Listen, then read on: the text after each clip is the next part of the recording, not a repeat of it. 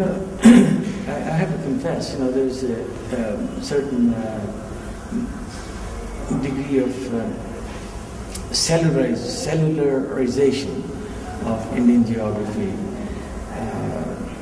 so that the kind of interaction that generates the freedom of ideas and the articulation of those ideas and the rigorous development of those ideas, that does not seem to be the highlight at the present time. There are some centers of excellence, but naming names would be difficult for me. But nevertheless, I feel that centers of excellence need to be developed, number one. And number two, that we need to expose our research to more critical examination for each other. In other words, we need to peer review each other so that we become self-assured. And it's only self-assured scholars who can A, convey their ideas to the outside world, and B, who can invite others to come and participate in those ideas because they have reassured themselves about the veracity of those ideas. And that's actually, I wish that there were more centers of excellence in which people from outside were to come in order that they can participate using the Indian paradigm to unveil kind of structures, processes, interactions that have not been revealed before because we have been using somebody else's methodology, somebody else's tools and techniques. And now, in terms of the new tools and techniques, we have plenty of them. India is the mecca of technology.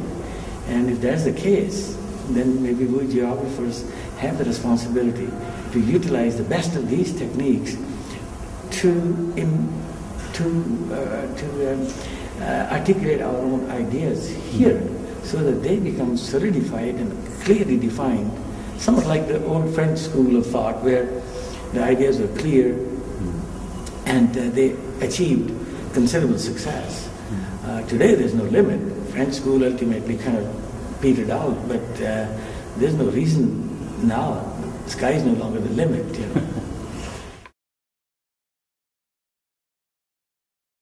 In fact, I feel at a very personal level participant in that process because there's some things, and one thing especially, that I have learned from geography, which I try my level best to operationalize in my life. And that is the idea of scale.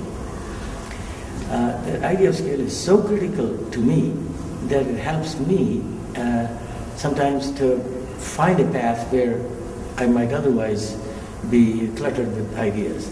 Just to give an example, the idea of scale is critical to geography, right? Scale is one of the first principles that we learn. Now, if I think of myself in terms of my ego, then, of course, I'm subject to all kinds of issues. I may be egotistic, I may be, I may seek power, I may seek glory, and this and other things, and so on. On the other hand, if I think of myself as part of the cosmos, that is, if I change the scale from this person to the cosmos, that microcosm to the cosmos, then all of a sudden I become a participant in everything and everybody.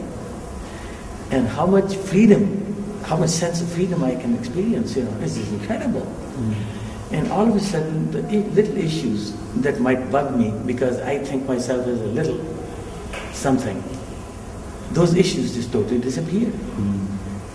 And that is the joy that I can get by looking at one of the major concepts of geography called scale. And that gives me continuous direction and continuous sort of help in dealing with issues. When I'm overwhelmed with some things, I don't have to think of myself only as this little individual overrun by things, but rather part of the cosmos in which those problems, those issues become essentially meaningless. Thank you very much, and God bless you. The old man only can give blessings.